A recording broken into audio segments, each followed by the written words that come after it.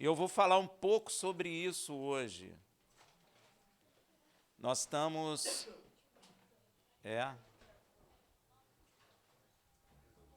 Shabbat Shalom, nós vamos falar um pouquinho hoje sobre a fé. Nós estamos na Parashá Devarim, que significa em hebraico palavras. Essa Parashá vai de... Você sabe que eu não gosto desse nome, Deuteronômio, né?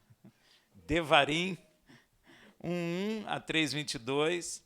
A Haftará, que é a porção dos profetas, é Isaías 1:1 a 27. E a porção do Berit Hadashá é Yohanan, João, 4:1 a 5:47. Eu não sei se vocês sabem, eu acho que todos aqui já sabem, né? Nós estamos no Shabbat Razon, que se chama. Por que Shabbat Razon? Razon em hebraico é visão. E essa palavra faz alusão a Haftará, que é Isaías 1:1, que diz assim, Razon, né?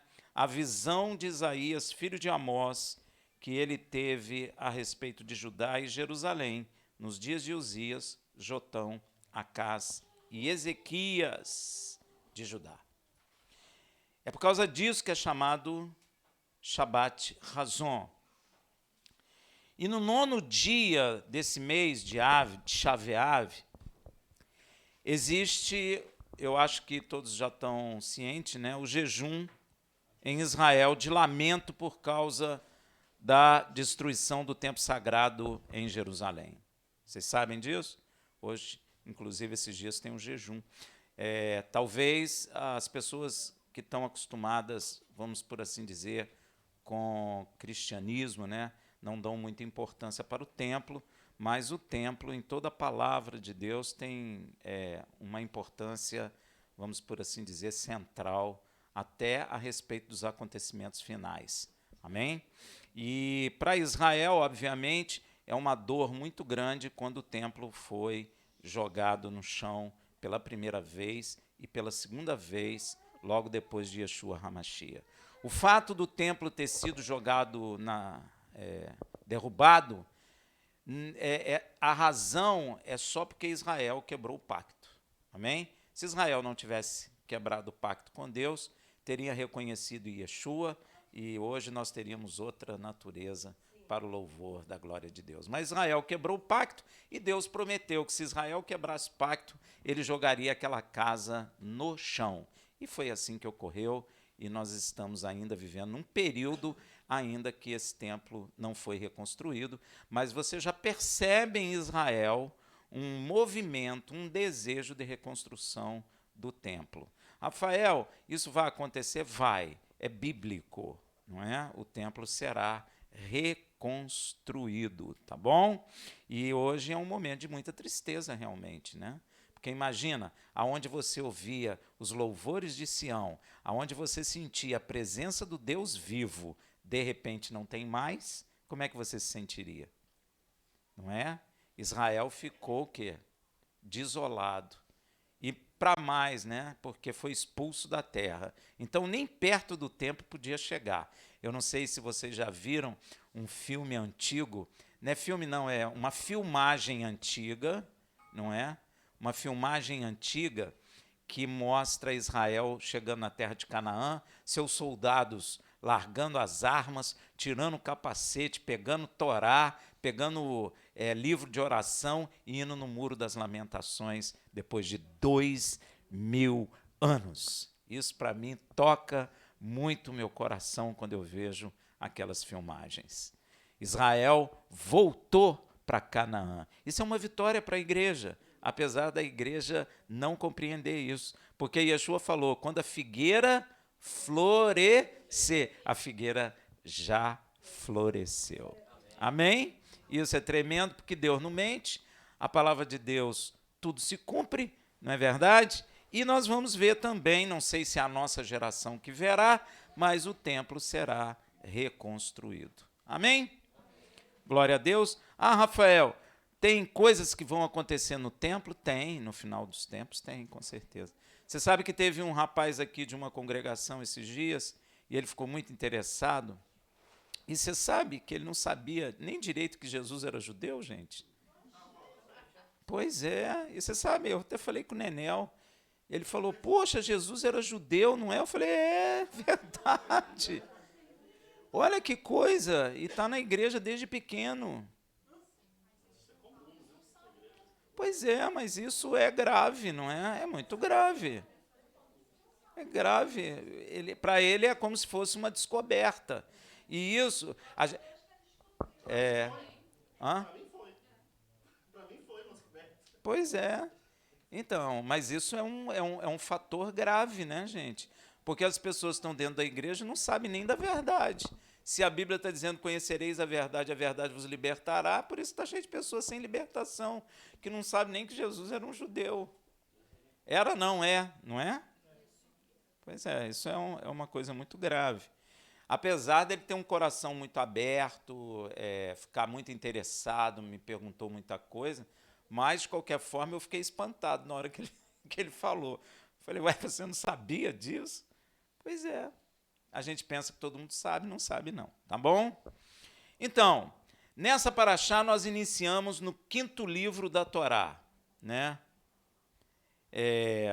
Que é conhecido originalmente em hebraico como Devarim, que significa palavras.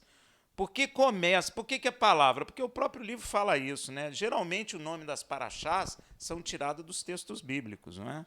Olha o que diz lá em Devarim 1:1. Estas são as palavras. Por isso o nome é Devarim, não é?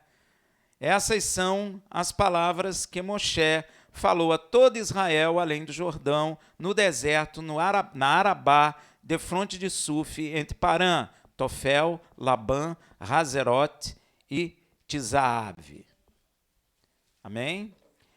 Neste tempo, já se contavam 40 anos e 11 meses que Israel estava no deserto. 40 anos depois, Moisés escreve Devarim. 40 anos, a Bíblia é muito precisa, e 11 meses. Veja em Devarim 1:3, no ano 40º, no mês 1/10. Ó, tá vendo? 1/10 é o quê? 11. No primeiro dia do mês. Era novembro para nós, né? Para eles não, para nós era novembro. No primeiro dia do mês, Moisés falou aos filhos de Israel conforme tudo que o Senhor lhes mandara por ser intermédio. Então Moisés tipifica Yeshua, porque ontem nós vimos pelo pastor Lúcio que Yeshua só falou aquilo que Deus mandou falar. Então Moisés só falou para Israel o que Deus... Então o que nós vamos ler foi Deus quem mandou. Amém? Então você pode ter certeza que isso aqui não é uma invenção de Moisés. É uma coisa que Deus mandou falar. E o interessante, foi Deus que mandou falar, você concorda? Então, e o interessante é que Moisés lembra a Israel que levantou auxiliares para ajudá-lo na tarefa de conduzir o povo no deserto. Porque ele só não podia.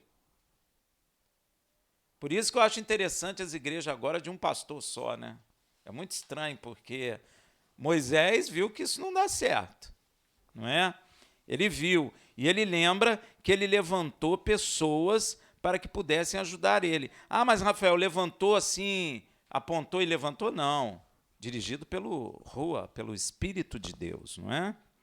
Então, dentre estes auxiliares que Moisés levantou, ele levantou alguém chamado juízes. Isso é um problema na igreja, né? Não julgue para não ser julgado, pega só metade do texto, né? Mas Deus levantou juízes, meu irmão. Veja em Devarim 1:16. E no mesmo tempo ordenei os vossos juízes, dizendo: ouvi as causas entre vossos irmãos, e julgai com justiça entre o homem e seu irmão, ou o estrangeiro que está com ele. Julgai com... A justiça é de... Nós vamos ver aqui. Quando digo que Moisés é a prefiguração de Yeshua, não é à toa. Veja o que Yeshua fala a respeito de juízo. João 7:24. não julguei pela aparência, mas julgai segundo o reto juízo. Deus se agrada de juízo. Amém? E no juízo não podemos fazer acepção de pessoas, pois o juízo reto é de Deus. O que é fazer acepção de pessoas? Se você tem dúvida, você vai julgar entre um e o outro, porque o outro é rico, você ajuda o outro. Ou você vai julgar entre um e o outro, porque o outro é pobre, você é favorável a ele. Tem isso? Você não pode nem tomar a posição do rico nem do pobre. Você não pode fazer acepção em juízo. Você não pode olhar a riqueza da pessoa para fazer juízo. Você tem que julgar segundo o reto juízo, não fazendo acepção, seja ele pobre, seja ele rico. Você não pode tomar partido do pobre, como tem uma instituição aí que toma. Se o pobre está errado, o pobre está errado. Se o rico está errado, o rico está errado. Se o rico está certo, o rico está certo. Se o pobre está certo, o pobre está certo. Eu não posso fazer acepção de pessoa, nem por dinheiro, nem por sexo, nem por coisa alguma, nem se for meu filho. Deus não se agrada. Para resolver esse problema, o que a igreja fez? Então não julgue, cabe com juízo. Mas juízo é de Deus. Como é que a gente faz? Deu para entender, gente?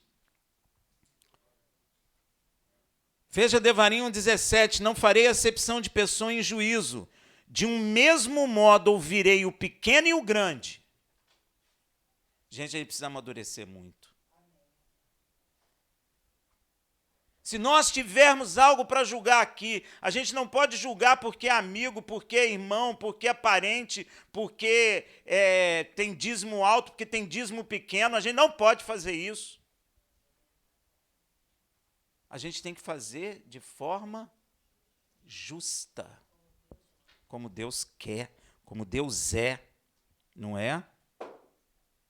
Ouvi as causas entre vossos irmãos, perdão, eu estou aqui no Devarim 17, não farei acepção de pessoa em juízo, de um mesmo modo ouvirei o pequeno e o grande, não temerei a face de ninguém, porque às vezes as pessoas julgam porque o outro ameaça, não tem isso? Pois é, porque o juízo é de quem? Sublinha aí na Bíblia, Rafael, é pecado, não é não, irmão, pode sublinhar, já está, o juízo é de... E a causa que vos for difícil demais, trarei a mim e eu ouvirei. Se a gente substituir Yeshua por Moisés, as causas que foram muito difíceis para nós jejuamos, oramos e entregamos na mão de Yeshua HaMashiach, nosso Senhor. Amém? Ó, que coisa. Tiago, inclusive, nos diz para não termos a fé em Yeshua em acepção de pessoas. Veja em Tiago 2,1. Meus irmãos, não tenhai a fé em nosso Senhor Yeshua HaMashiach, Senhor da glória, em acepção de pessoas. Se você tem acepção de pessoa, meu irmão, se você olha para a pessoa e julga ela pela cor, pela aparência, você está na carne e você precisa de cura. Amém? Porque nós não podemos fazer nenhuma espécie de acepção de pessoas. Glória a Deus. Juízo reto é de Deus. Olha, Saulo, que nós temos o hábito de chamar de Paulo, Saul, né? Paulo, por causa das impurezas da igreja de Corinto, nos pergunta se não há sábio entre nós para julgar. Isso é uma vergonha. Será que não há ninguém entre nós aqui cheio do Espírito de Deus que não possa dirimir é julgar as coisas mínimas entre nós? Porque Corinto estava levando as coisas a juízes iníquos. E Deus não se agradou disso, porque se Deus está nos preparando para julgar os anjos, os homens, as nações, e não há entre nós ninguém que tenha a sabedoria de Deus para julgar as coisas entre nós sem levar a juízes iníquos? Essa foi a pergunta de Paulo para os coríntios. Veja lá em 1 Coríntios 6, de 1 a 5. Ousa algum de vós, tendo uma queixa contra outro, ir a juízo perante a injustos? Meu irmão, o que eu mais já vi é a igreja levar os irmãos uns aos outros a juízo. E sabe o que Deus chama os juízes da terra aí? Todos eles de injustos. Aí, ó. E não perante os santos. Quem é santo aí? Então as coisas têm que ser julgadas com a sabedoria de... Ó. Ou não sabeis vós que os santos hão de julgar o mundo?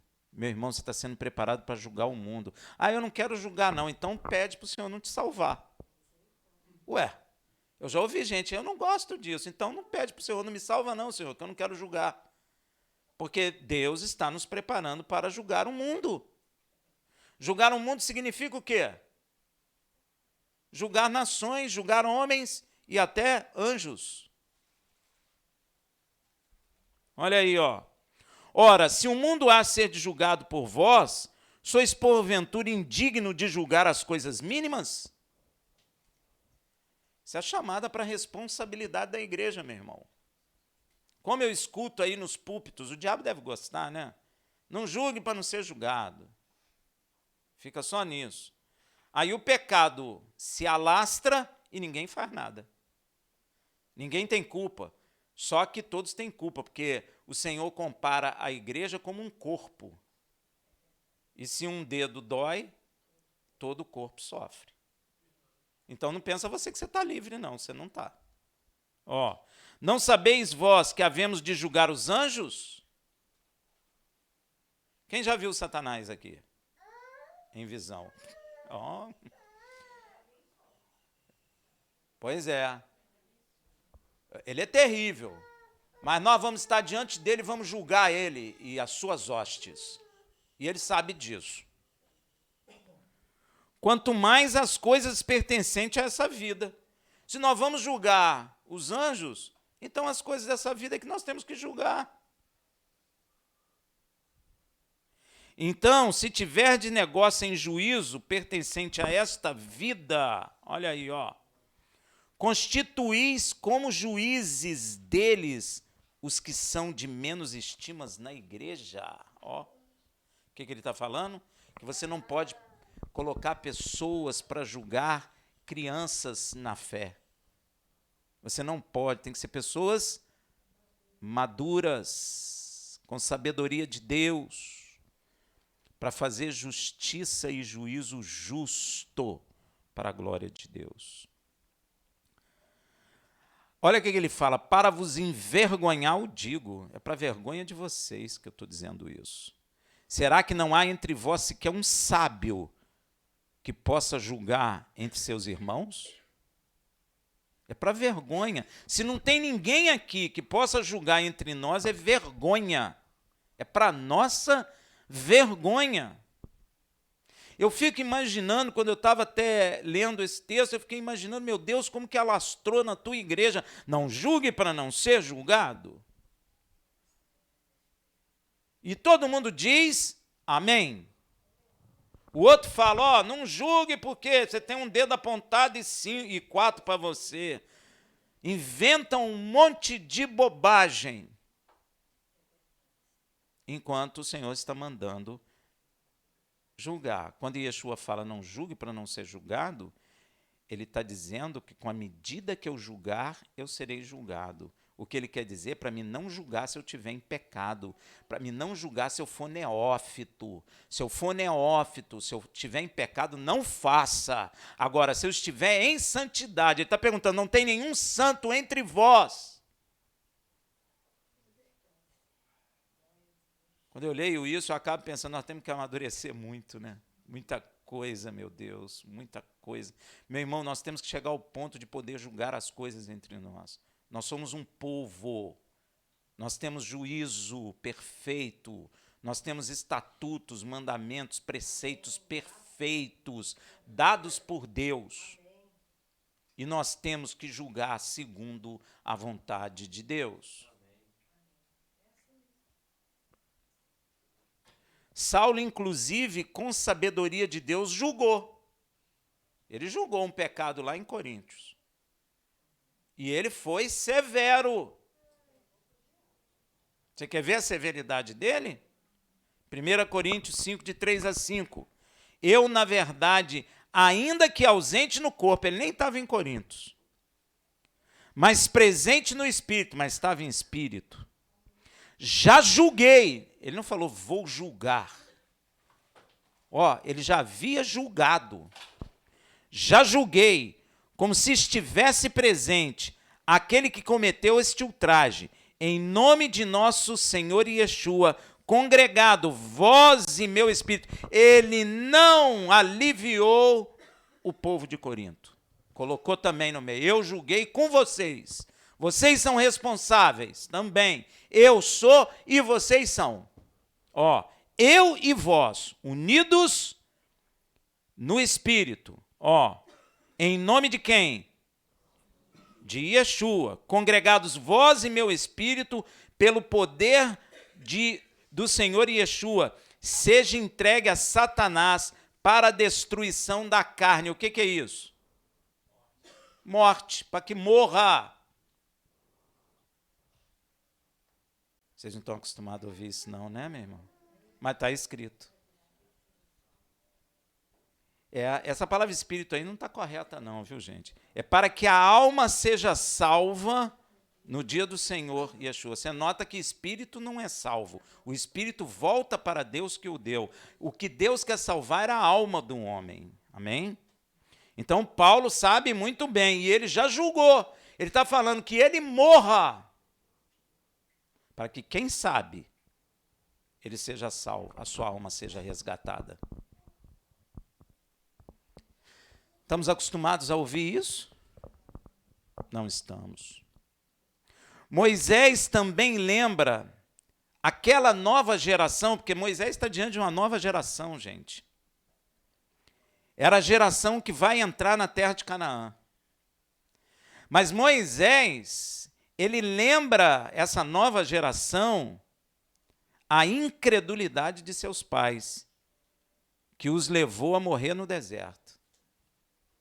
Então você pode ter certeza que quem não tiver fé vai perecer.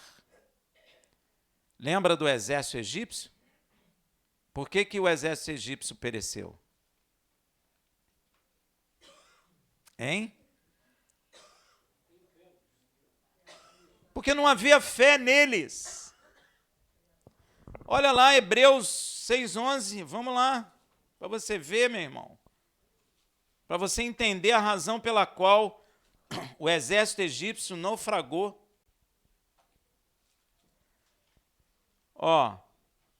Pela fé, Hebreus 11:29, pela fé os israelitas atravessaram o Mar Vermelho, como por terra seca, e tentando isso os egípcios foram afogados. Por quê?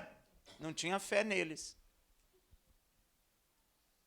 Se tivesse um egípcio, um soldado com fé, ia conseguir atravessar. Mas não tinha. Foram mortos.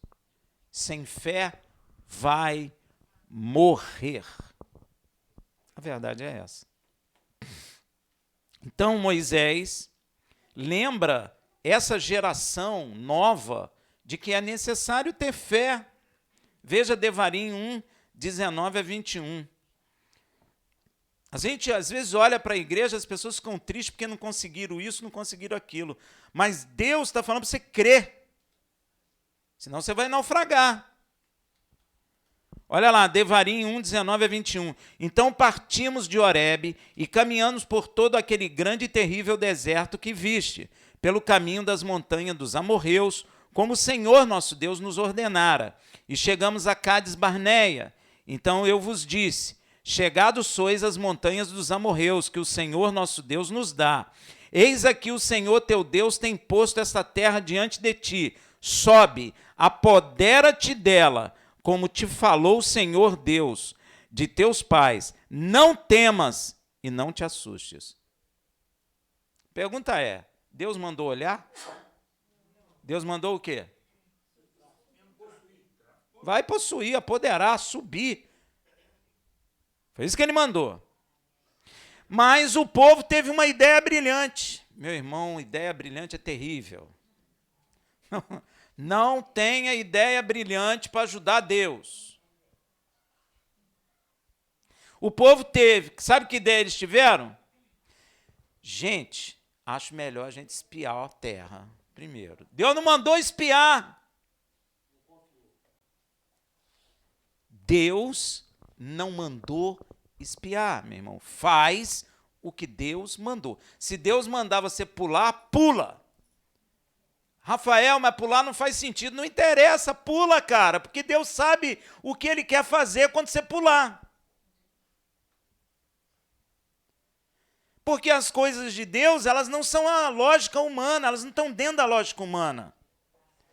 Você está cansado de ler na Bíblia que um machado de ferro flutuou na água, isso é impossível. As coisas de Deus não são naturais. Como que um mar pode abrir, gente? Não adianta inventar que o vento sopra do norte para o oriente, etc. Não inventa não, meu irmão. Estou falando, mar pode abrir? Não pode. Muito menos alguém passar no meio dele com o pé seco. Pois é, ainda secou a terra para o pé passar. Então, meu irmão, coisa de Deus está fora do natural humano.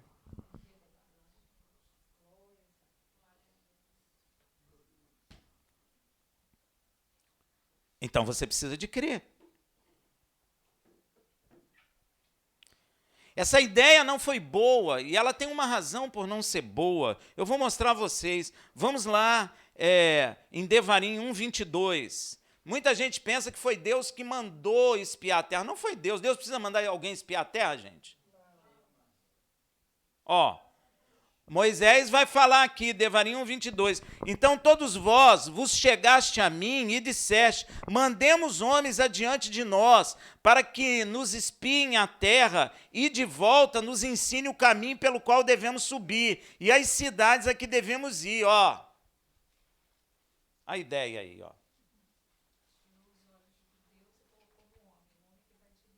Pois é. Deus falou, sobe que eu vou adiante de vós. Os caras falaram, não, vamos espiar para ver. Isso é grave, meu irmão, gravíssimo. E eu vou dizer uma coisa, até Moisés concordou com essa proposta indecente. Devarim 1:23, olha lá. Isto me pareceu bem. Moisés comeu mosca aí, meu irmão. Estava de boca aberta. Não estou culpando o servo do Senhor, não, mas ele deu uma dormida aqui. Isso me pareceu bem, de modo que dentre vós tomei 12 homens, de cada tribo um homem. Meu irmão, aí está a armadilha. Todos nós aqui sabemos o resultado dessa decisão deles. Não sabemos? Não precisa nem ler. Não foi boa, foi péssima. Matou uma geração essa decisão. Então, a sua decisão pode matar gerações na sua vida. Amém? A sua decisão pode matar seus filhos, seus netos, seus tataranetos, gerações. Você precisa tomar cuidado com aquilo que faz, com aquilo que pensa, com as suas ideias brilhantes. Ah, eu vou fazer assim. Cuidado, meu irmão. Você tem que dobrar joelho. Deus precisa da sua ajuda? Se Deus precisasse da minha ajuda, ele não tinha criado nada, né? Porque eu nem existia. Ele ia falar assim, vou esperar o Rafael para criar, mas o Rafael não chegava, então ele não criava. Então ele não precisa de você para mudar a sua vida, ele não precisa de mim para mudar a minha vida. Você nem sabia que Yeshua era o Senhor e ele te revelou Yeshua e você está salvo hoje. Não foi porque você é bacana, bonitão, inteligente, melhor que os outros, é? Pois é. E por que ele marcou uma hora contigo? Porque ele quis. Não foi você que disse, olha, em 1900 e tanto, no mês tal, no dia tal, eu vou aceitar Yeshua. Quem disse isso aí? Cara, você pode percorrer o mundo inteiro que não vai encontrar uma. Eu nem imaginava que Jesus era filho de Deus, meu irmão. Nem imaginava que Yeshua tinha dito assim, eu sou o caminho, a verdade e a vida, e ninguém vem ao Pai senão por mim. Nem imaginava isso. Você imaginava? Você imaginava que era verdade? Mas ele não marcou um dia contigo? Você sabia que tinha um dia marcado por Deus? Hora marcada, e ele não pula a hora não, hein? Essa hora é do fulano, essa hora é do fulano. Ele vai na hora certa. Tchum, tchum, tchum, tchum. Senhor, tu esqueceu de alguém? Ele não esquece. Ele não esquece. Se ele marcou contigo, meu irmão, está marcado. E ele marcou conosco. Ele não precisa da sua boa ideia, meu irmão. Se ele precisasse da sua boa ideia, ele passava de noite e perguntava, você tem uma boa ideia aí? Ele não precisa, meu irmão. Para com isso. Para de querer ajudar. Ele não precisa da nossa ajuda. Ele só precisa que você creia. O resultado dessa boa ideia não foi boa. A ideia não foi boa, né? Não ia surtir coisa boa. Pois Deus já havia prometido essa terra que emana leite e mel para o pai Abraão e seus descendentes em possessão perpétua. Deus já havia prometido, não tinha que fazer nada, cara. E esta promessa foi reafirmada a Israel quando ele saiu do Egito. Deus lhe disse que era uma terra muitíssimo boa. O que mais que quer? Já tinha prometido ao pai Abraão que daria aquela terra à descendência, e quando Israel sai do Egito, não conhecia a terra de Canaã, Deus falou, a terra é muitíssimo boa. O que você quer mais? Hein? Ainda diz que emanava leite e mel, a gente escuta tanta besteira hoje em dia, emana leite e mel, a terra é boa, a terra é frutífera, a terra vai dar alimento, vocês vão crescer, vão prosperar lá na terra, porque eu estarei lá também.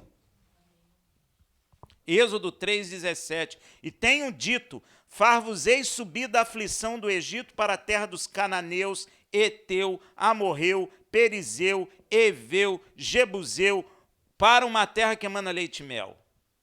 Deus é sincero. Ele está dizendo que a terra é de quem? Um monte de gente. Eteu, Amorreu, Perizeu, Eveu, Jebuseu. Cheio de eu.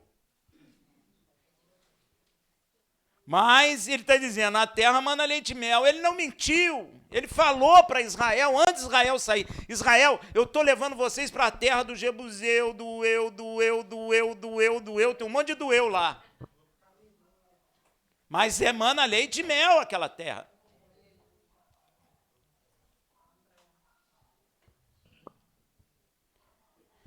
Todos nós sabemos aqui a definição de fé, não sabemos?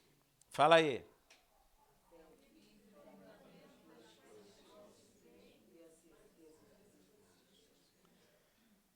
Alguns falaram certo, outros falaram errado. Vou falar o certo aqui, Hebreus 11:1. Ora, a fé é o firme fundamento das coisas que se e a prova das coisas que não se. Meu irmão, se nós analisarmos essa frase devagar, podemos? Vamos analisar no vagar? Se a gente analisar isso, nós podemos dizer que a fé é o alicerce no nosso coração, onde é construído o que esperamos de Deus e ainda não vemos. O que eu quero dizer com isso? Deus falou contigo, vou te dar isso. Você não está vendo isso. Mas você tem uma coisa no coração que é um alicerce, que é a fé.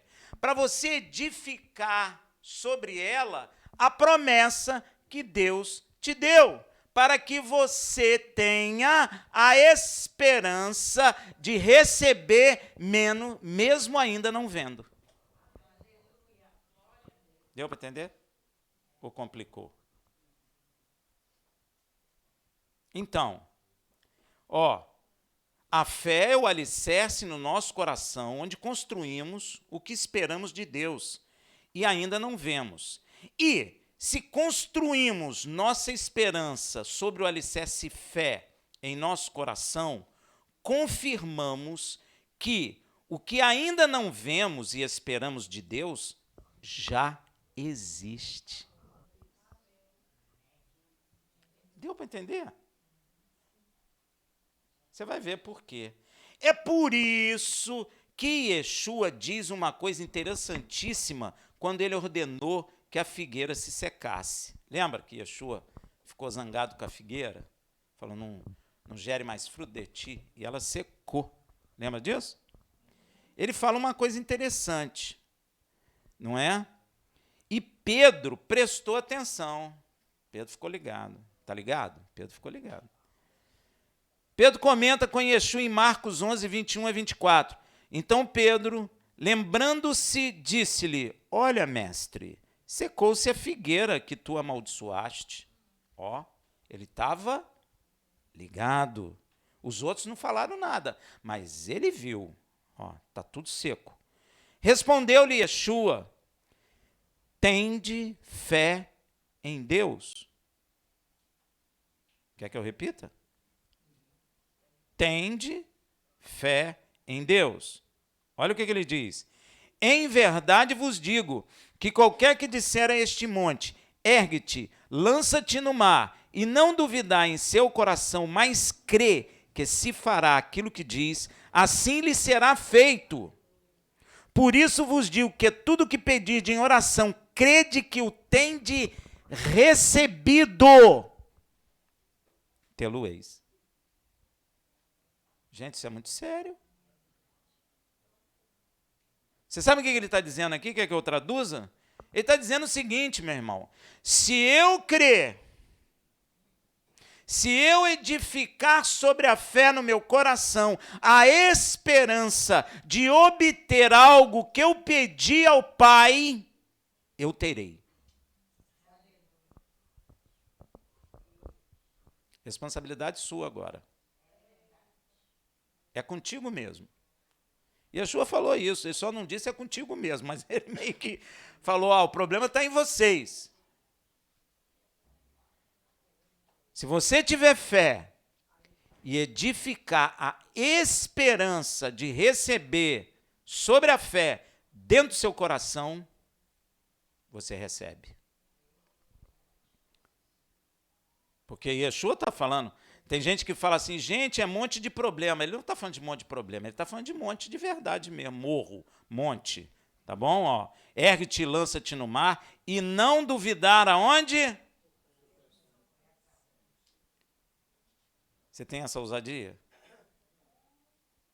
Mas precisa ter. Sabe por que acontece? Você olha lá para o monte e fala, sai e vai para o mar. Aí você pensa assim, poxa, é impossível esse monte sair do mar, ir para o mar. Aí você já duvidou. Você precisa entender que as coisas de Deus elas não estão nas lógicas, na parte física. Deus está acima de todas as coisas e Ele tem poder para mover o monte.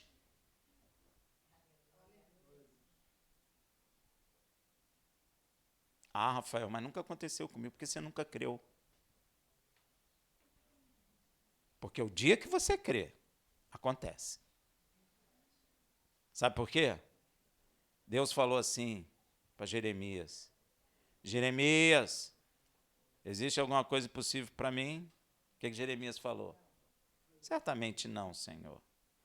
Tempos depois aparece Yeshua, falando assim, tudo é possível aquele que crê. Você não vê uma semelhança, não? Deus pode todas as coisas e tudo é possível aquele que crê. Então, se eu alinhar por meio de Yeshua, pela fé, aquele que pode todas as coisas, grandes coisas Deus fará por meio de nós. Você crê nisso? grandes coisas acontecerão na sua vida. Nós não teremos nem tempo de glorificar, nós só teremos tempo de dar testemunho, porque grande obra o Senhor quer fazer em nossas vidas. Mas você precisa crer.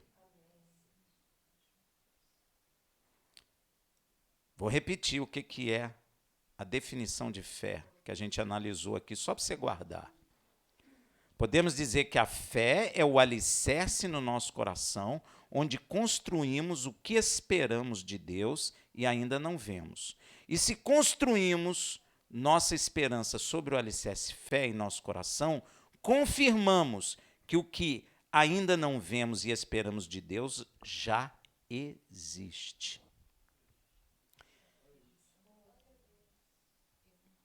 Emuná, confiança total. É necessário, meu irmão, edificar sobre a fé em nossos corações. O que Deus fala ou promete. Tudo que Deus prometeu, falou, ele tem que ser edificado dentro do seu coração sobre o alicerce que é a fé. Você não constrói o alicerce de uma casa? A casa é construída em cima. Se você, para você receber as coisas de Deus, você tem que construir a esperança daquilo que Deus falou sobre a fé dentro do seu coração. A fé sustenta a esperança. É isso que Deus quer de nós. É necessário edificar sobre a fé em nosso coração que Deus fala ou promete, pois isso mostra que confiamos em Deus de todo o nosso coração, ainda que não vemos a promessa cumprida. Pois Deus chama as coisas que não são como já se fossem. Olha aí. Quando Deus te promete uma coisa, meu irmão, ela não precisa existir. Você deu para entender? Ela não precisa. Deus pode fazer existir, porque Deus chama aquilo que não é como se já se fosse. Romanos 4,17, como está escrito, por Pai de muitas nações te constituí, perante aquele no qual creu, a saber, Deus, que vivifica os mortos e chama as coisas que não são, como se já se fossem.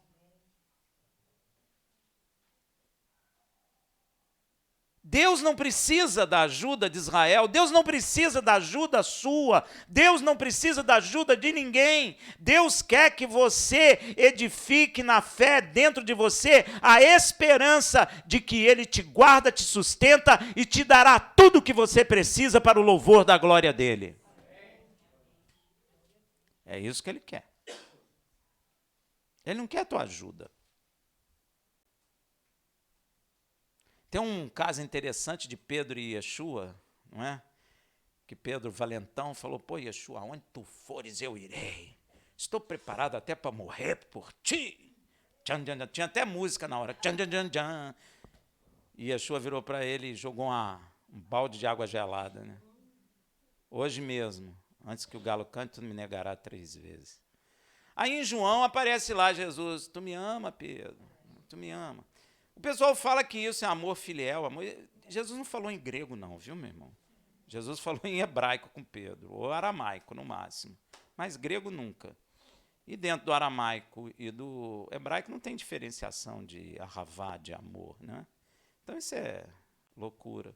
Mas o que Yeshua estava querendo falar para Pedro é que ele não queria que Pedro tomasse o lugar dele.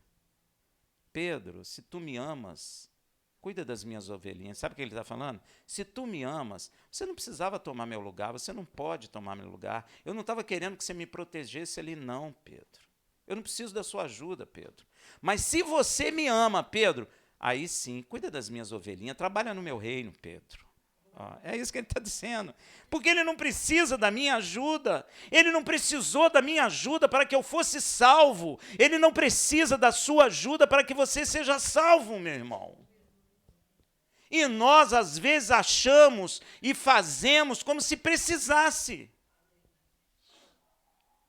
Às vezes Deus fala que vai fazer uma coisa na vida da gente, a gente começa a andar para aquele negócio acontecer. Aí é que não acontece. Você está errado, é o diabo que faz isso, porque Deus não precisa da sua ajuda. E mais, a coisa que Ele quer te dar não precisa nem existir, Ele faz existir.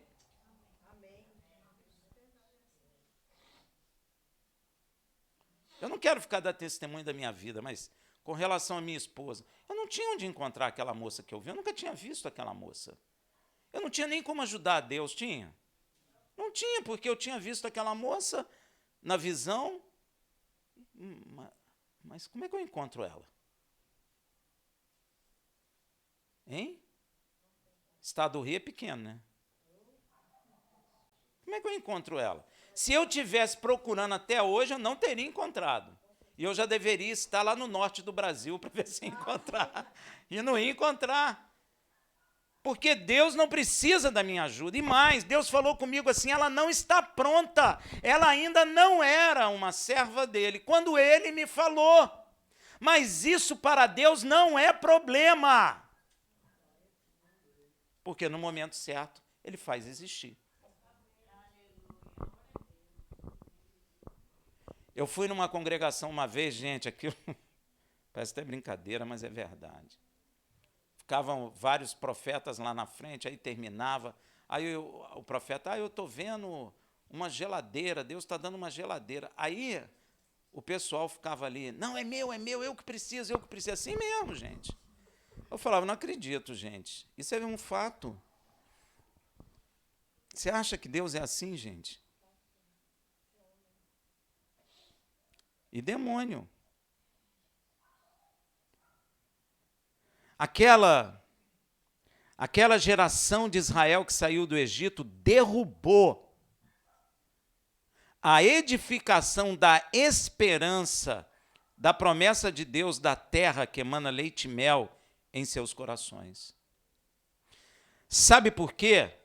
Quando vemos as coisas, não precisamos mais da esperança. Deu para entender? Eu só consigo esperar se eu não vejo. Quando eu vejo, a esperança é aniquilada de dentro de mim.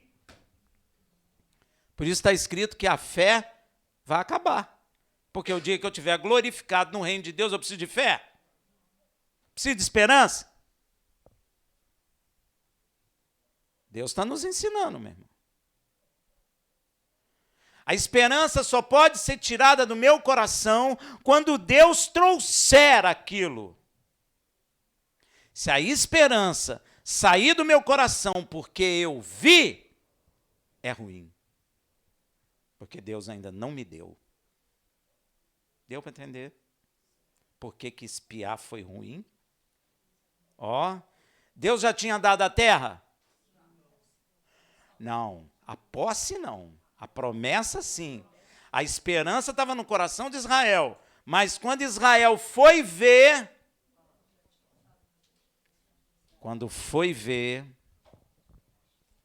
olha o que Romanos fala, Romanos 8, 24 a 25. Porque na esperança fomos salvos. Ora, a esperança que se vê não é esperança. Por que vigiar é ruim? Porque olhar é ruim. Porque quando eu vejo, eu perco o quê? E para receber eu preciso do quê? Pois o que alguém vê, como espera? Acabou. Mas se esperamos o que não vemos, com paciência o aguardamos. O diabo quer tirar duas coisas do nosso coração, a esperança e a fé. Porque sem fé eu não edifico esperança. E sem a esperança eu não recebo nada. Deu para entender? Ele frustra você, como frustrou aquela geração toda. Como tem frustrado muitos dentro da igreja. Deus não me dá, mas você também não tem fé. Você também não edificou esperança dentro do seu coração. O fato de receber é aquilo que Yeshua falou. Você não pode duvidar no seu coração. Você tem que ter a fé e edificar a esperança sobre a fé. Aí você recebe.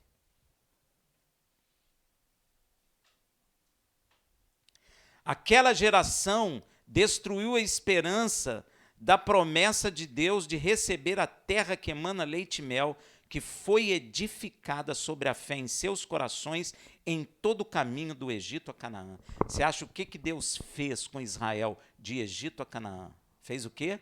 Edificando a esperança de estar na terra de Canaã. Meu irmão, aquele caminho todo do Egito a Canaã, quando chegou ali, a esperança estava edificada. Mas quando mandaram olhar, aconteceu o quê? Foi derrubada a esperança. Acabou. Acabou a esperança, você perde. Não, mas agora eu quero entrar. Não, mas agora já era. Agora acabou. Aquela geração destruiu a esperança da promessa de Deus de receber a terra que emana leite e mel, que foi edificada sobre a fé em seus corações em todo o caminho do Egito a Canaã. Foi um trabalho que Deus fez, meu irmão. Do Egito a Canaã, edificando a esperança sobre a fé do coração daquela geração. Porque aquela geração, ela tinha até fé, mas ela não tinha esperança por causa da escravidão no Egito. Então Deus arranca com mão forte, faz maravilhas e vai edificando o que sobre a fé deles? A esperança de estar na terra de Canaã. Na terra que emana leite e mel. É um trabalho de Deus. Deus leva no deserto para edificar esperança nos nossos corações. Às vezes as pessoas não gostam do deserto, às vezes as pessoas não gostam de sofrer, mas nesse momento Deus está edificando em seu coração a esperança de alcançar aquilo que você tem pedido a Ele. E às vezes você não sabe nem disso. Não quero ficar no deserto, não. Aí não tem esperança. Porque se eu tenho no deserto, não tenho água, não tenho comida. Não tenho como plantar. E nem como criar animal também no deserto. Até pode criar, mas não em grande escala. Então eu começo o quê? A ter necessidade de água, de comida. E aí a minha esperança está em Deus. Aí Deus me atende. O que acontece? Sou edificado. Oh, esse Deus é poderoso. Aí não tem água, a água é amarga. Deus manda, Moisés, joga o madeiro na água. Aí joga o madeiro na água, todo mundo bebe água. E aí fala, poxa, esse Deus é bom mesmo, descedentou nossa sede. E aí leva para um lugar que tem 70 palmeiras e 70 fontes de água. Poxa, esse Deus é tremendo. Confio nele. Ó, está edificando a esperança. Ele vai dar a terra mesmo. Ele prometeu, ele vai dar. Porque ele não matou a gente no deserto. Isso é um trabalho de Deus. E às vezes Deus está trabalhando sua vida assim. E você está ficando rebelde. Não fica não, meu irmão. Fica quietinho para você entender a edificação da fé no teu coração. A edificação da esperança de receber aquilo que você tem pedido ao Pai. Toda promessa de Deus tem que passar para o deserto. Pelo deserto, sabe para quê? Para a edificação da esperança para receber, senão não recebe. Tem gente na igreja pensando assim, em paz. É um passo de mágica. Eu quero, recebe. Eu quero, recebe. Não é assim, meu irmão. Deus quer edificar esperança no seu coração. E para edificar esperança, só tem um lugar: o deserto. Me dá licença.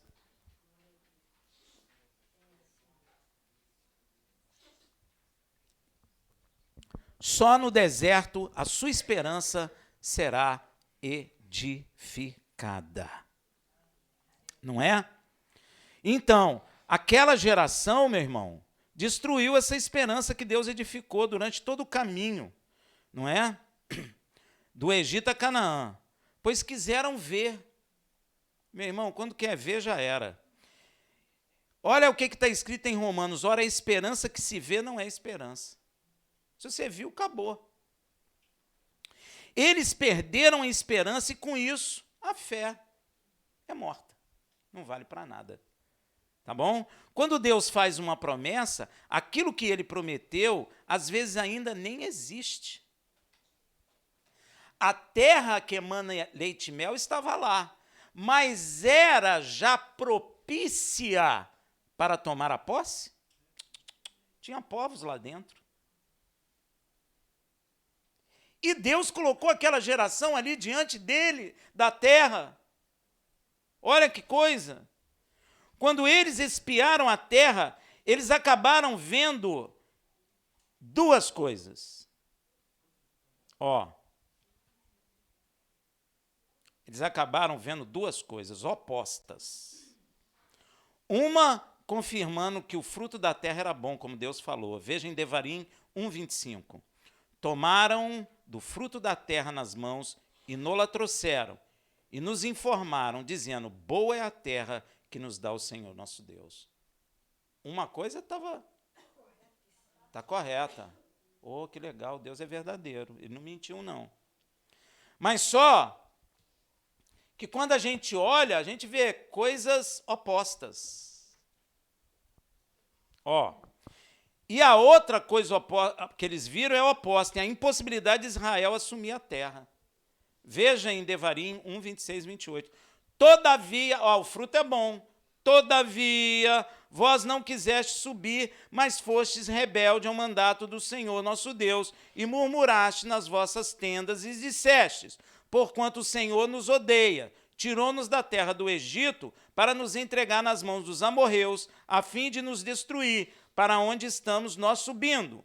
Nossos irmãos fizeram com que se derretesse o nosso coração, dizendo, maior e mais alto é o povo do que nós. As cidades são grandes e fortificadas até o céu, e também vimos ali os filhos dos Anaquins. Meu irmão, quem criou a terra? Mas quem é o príncipe da terra? Então, na terra você vê algumas coisas de Deus, que ele criou, mas vê coisa também estabelecida pelo... Foi isso que eles viram, uma coisa de Deus e coisas estabelecidas do diabo. Então, eu vou dizer uma coisa para você.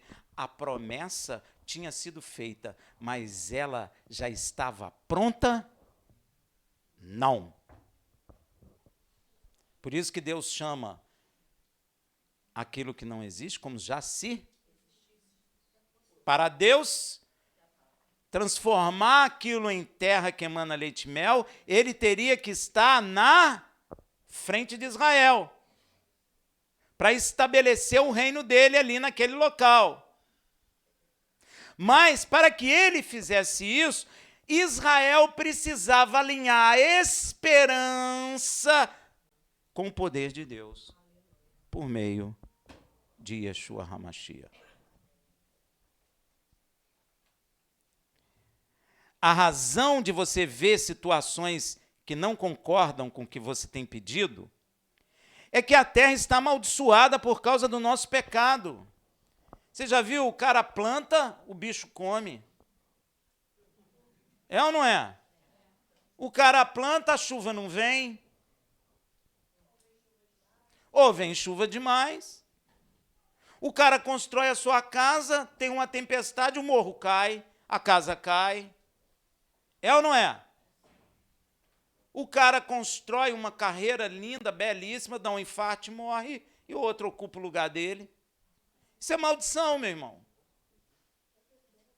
Está cheio disso. Vocês já observaram? Está cheio disso. Então, a terra está amaldiçoada por causa do nosso pecado. E o príncipe deste mundo é o diabo, e Yeshua confirmou. Se prestarmos atenção nas coisas que vemos, a esperança nas promessas de Deus é destruída. O diabo quer destruir.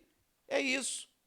Ele quer que você olhe. Aí você olha para a situação, está cheio de coisa que o diabo fez. Aí ele fala para você aí, como é que você vai conseguir? Você fala, não tem jeito. Pronto, acabou. É o que aconteceu com aquela geração diante da terra prometida. Às vezes, tem coisa que você já pediu que Deus até já tinha dado. Só que você falou, não dá. Aí. E isso sempre foi assim. Daniel estava lá, lá em... Como é que chama? Na Babilônia. Começou a orar, Senhor, perdoa os meus pecados, pecado do meu povo, etc, etc. Aí o anjo veio, ó, quando você começou a orar e buscou entendimento, a ordem já saiu, mas o príncipe da Pérsia impediu. Por isso Daniel orou e jejuou 21 dias. Se ele não tivesse jejuado e orado 21 dias, o que tinha acontecido? Não receberia. É a mesma coisa. Sempre foi assim. Sempre será, até que Yeshua volte. Amém? Está preparado para ter fé? Está preparado para andar no exército, no deserto, para ser edificado, a esperança de receber as promessas de Deus? Pois é. Existem coisas que o príncipe deste mundo estabeleceu na terra. Ele é príncipe, cara. Ele é príncipe. Ah, Rafael, mas eu não gosto. Eu também não. Mas ele é príncipe, ué. Por enquanto, até as coisas se findarem, ele faz as coisas dele. Ele edifica as coisas dele. Ele tem povo na terra. Yeshua falou. Tem os filhos do diabo, ué. Ele tem povo na terra, ele é príncipe da terra. Então, ele tem gente que vai lutar contra a gente. E ele vai formar a estrutura para que você não conquiste aquilo que Deus estabeleceu. Ou aquilo que você pediu de forma justa ao Senhor. Ele vai te impedir.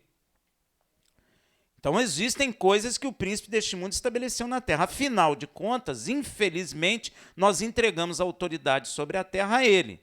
E ele faz isso mesmo. Ele é inimigo. A Bíblia não fala que ele é o inimigo de nossas almas? Ele é inimigo da gente. Então, eu quero isso. Você é do Senhor? Quer? Olha só, não dá não.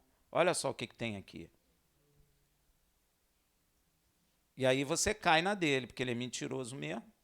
Ele joga na mentira. Aí você, não dá não, ó. Aquela casa é muito cara. Não dá. Aí, tá rindo? Então não dá. E ele vence você. E aí você vai ficando o quê? Vai tirando o quê de dentro do seu coração? Matou a esperança. Já era. Você é um corpo morto. Por isso está escrito lá em 2 Coríntios 4,18, não atentando nas coisas que se veem.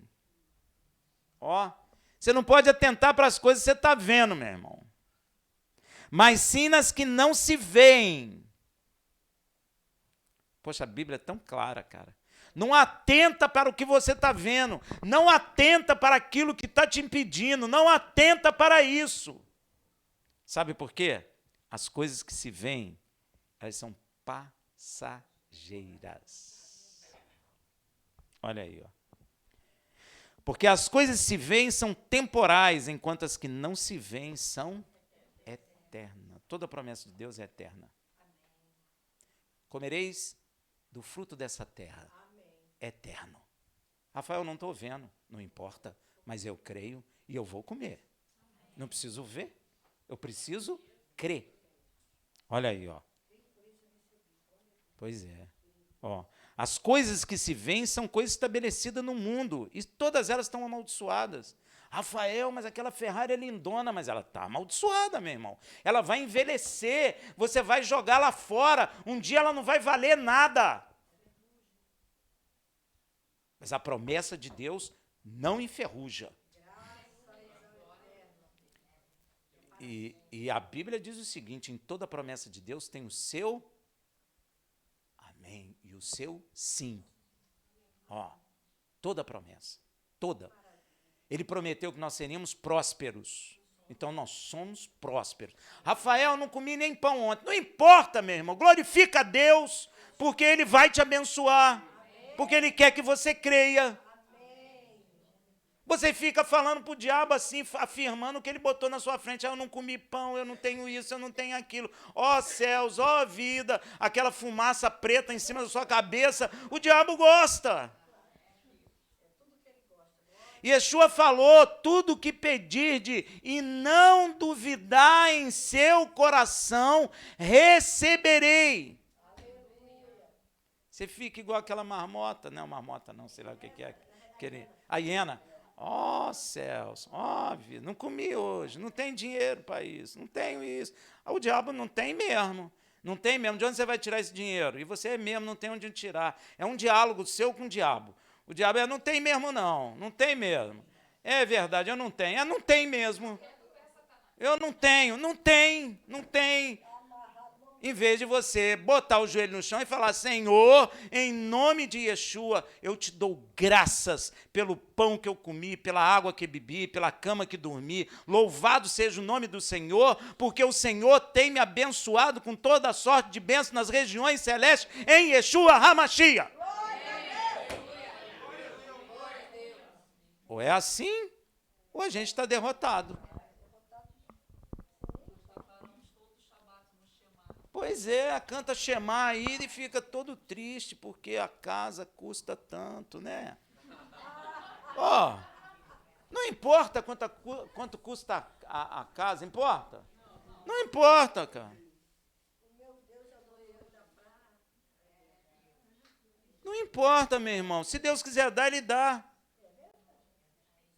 O que Ele quer é que você ande em justiça. Isso Deus quer que nós façamos. Agora, se Ele quiser dar, não importa preço. Para Deus não tem preço, meu irmão. Isso é besteira. As coisas que se veem são coisas estabelecidas no mundo e estão amaldiçoadas. E elas estão mortas no maligno, como está escrito em 1 João 5,19. Sabemos que somos de Deus e que o mundo inteiro jaz no maligno. Cadê aquele tênis de marca que você comprou? Jaz no maligno. Cadê a sua casa de praia? Jaz no maligno. Cadê o seu jeans cortado com pedra, não sei o que, aquecido, não sei o que? Jaz no maligno. Seu óculos maneiro de lente alemã, jaz no maligno. É, meu irmão, tudo jaz no maligno. Só nós que não.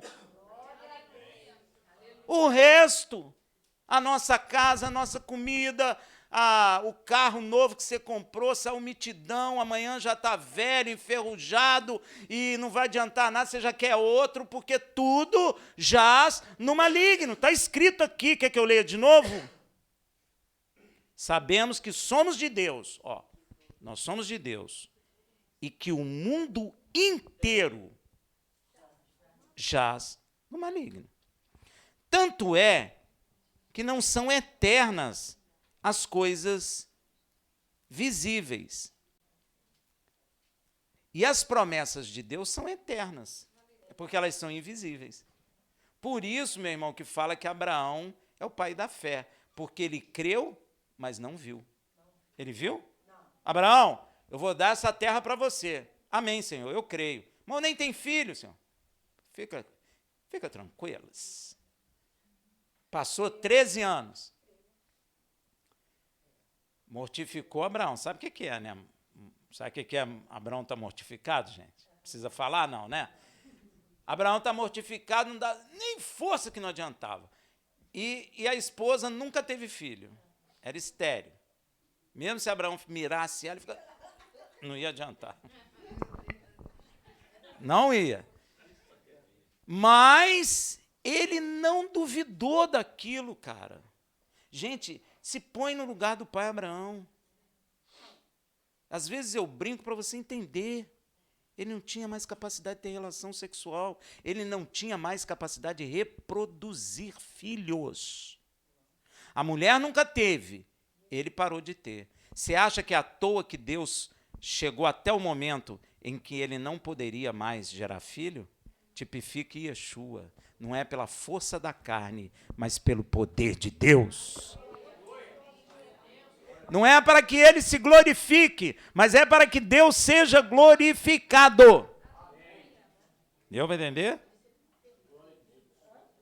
Então, e para que isso aconteça, é necessário Deus ir adiante de nós. Deu para entender? para estabelecer a bênção por completo, porque às vezes Deus te prometeu uma coisa e nem ainda existe aquilo, ele vai estabelecer. Então, para ele estabelecer aquilo, ele precisa estar diante de nós, como está escrito em Devarim 1, 29 e 30. Então eu vos disse, não vos atemorizei, e não tenhai medo deles, o Senhor vosso Deus, que vai adiante de vós, ele pelejará por vós. É ele que tira o diabo da frente da gente. É ele que tira as muralhas de Jericó da frente da gente. É ele que tira as armadilhas que o diabo armou diante de a gente. É ele. Não é você com a sua capacidade intelectual ou sei lá o que você possa pensar. É ele. Conforme tudo que tem feito por vós diante dos vossos olhos no Egito. Ó, ele estava edificando a esperança no coração daquela geração. Inclusive, Moisés ainda traz a memória daquela geração como Deus cuidou deles no caminho do deserto para tentar reedificar a esperança das promessas sobre a fé dos seus corações. Veja, Devarim 1:31. Como também no deserto, onde viste como o Senhor vosso Deus vos levou como homem leva seu filho por todo o caminho que andaste até chegardes a este lugar. Mas nem assim a esperança e confiança em Deus voltaram ao coração daquela geração. Veja em Devarim 1:32. Mas nem ainda assim confiastes no Senhor vosso Deus. Pois Moisés sabe que é necessário fé para a edificação da esperança nas promessas. Por isso está escrito que homem sem fé não agrada a Deus e será destruído. Veja em Judas, versículo 5. Ora, quero lembrar-vos, se bem que já de uma vez para sempre soubeste tudo isso, que havendo o Senhor salvo um povo, tirando-o da terra do Egito, destruiu depois os que não creram.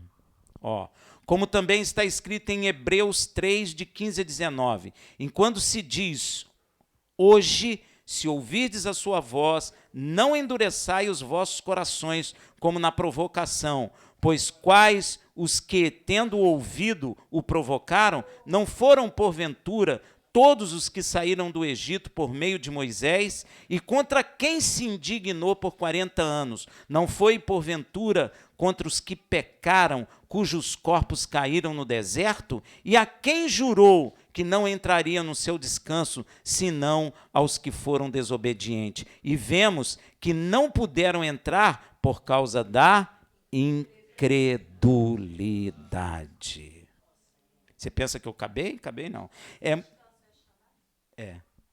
Porque se você crê, você descansa. Você não balança a perna, não rói unha. Não é? Fica a gente aí, você está nervoso? Não, não estou não. Não é?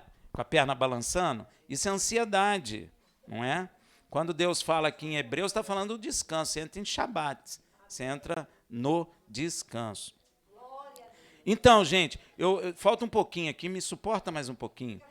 Tá? É muito séria a questão da fé. Ela é necessária. Veja Hebreus 11:6. Eu sei que você conhece esse texto. Ora, sem fé é impossível agradar a Deus, porque é necessário que aquele que se aproxima de Deus creia que Ele existe e que é galardoador. Galardoador é o quê? Deus, Ele é presenteador. Ele quer te dar o presente de última geração, mas só que você não crê. Então você recebe. Você recebe em nome de Yeshua. Presta atenção. Ela é tão importante que Deus salva judeus e gentios por meio de fé. Olha aí, Romanos 3, 39 a 30. É porventura Deus somente dos judeus? Não. É também dos gentios? Também dos gentios, certamente. Se é que Deus é um só, que pela fé há de justificar a circuncisão os judeus e também por meio da fé a incircuncisão os gentios. Na verdade, a promessa que Deus fez ao pai Abraão e a seus descendentes de serem herdeiros do mundo foi por meio da justiça que vem pela fé. Olha que coisa maneira. Você pode, meu irmão, você tem possibilidade de alcançar e de conquistar, porque Deus te deu fé no coração. Veja em Romanos 4,13, porque não foi pela lei que veio a Abraão, a sua descendência, a promessa de que havia de ser herdeiro do mundo. Você é o quê? Herdeiro do mundo. Você crê nisso? Amém. Mas pela justiça da fé. Olha que coisa. Portanto, alcançamos as coisas de Deus mediante a fé, como foi com o pai Abraão, como está escrito em Romanos 4:16-25. Eu já estou terminando. Porquanto procede da fé o ser herdeiro, para que seja segundo a graça, a fim de que a promessa seja firme a toda a descendência, não somente a que é da lei, os judeus, mas também a que é da fé dos gentios que teve Abraão, ao qual é pai de todos nós, como está escrito, por pai de muitas nações te constituí, perante aquele no qual creu, a saber Deus, que vivifica os mortos e chama as coisas que não são como se já se fossem, o qual em esperança creu contra a esperança, para que se tornasse pai de muitas nações, conforme lhe fora dito. Assim será a tua descendência, e sem se enfraquecer na fé, considerou seu próprio corpo já amortecido, pois tinha quase 100 anos, e o amortecimento do ventre de Sara. Contudo, à vista da promessa de Deus, não vacilou por incredulidade. Antes foi fortalecido na fé, dando glória a Deus, e estando certíssimo de que o que Deus tinha prometido também era poderoso para fazer. Não importa o que você está vendo, não importa o que está ao teu redor, o que importa é que você crê que ele fará, e aí ele faz. Pelo que também isso lhe foi imputado como justiça. Ora, não é só por causa dele que está escrito que lhe foi imputado, mas também por causa do Rafael que mora em Niterói. Está escrito aqui. Mas também por causa de nós, a quem há de ser imputado, a nós, os que cremos naquele que dos mortos ressuscitou em Yeshua. Então eu preciso crer no Pai, que dos mortos ressuscitou Yeshua HaMashiach, o qual foi entregue por causa das nossas transgressões e ressuscitado para a nossa justificação. Amém? Inclusive, eu vou terminar, inclusive nós só vencemos este mundo por meio da fé. Você quer vencer vício? Você quer vencer o mundo? Fé, como está escrito em 1 João 5,5. Quem é o que vence o mundo, senão aquele que crê que Yeshua é o Filho de Deus? Então, a pergunta que eu deixo para vocês meditarem dia de semana, agora eu acabei, é a seguinte, medita aí. Você quer ficar do lado de Josué e Caleb que creram e conquistaram, ou da maioria do povo que não teve fé e pereceu no deserto? A escolha é sua, em nome de Yeshua. Shabbat Shalom. Não, porque tem gente que diz aí que a voz do povo é a voz de Deus, não é? Então, eu faço essa pergunta para você. Você decide.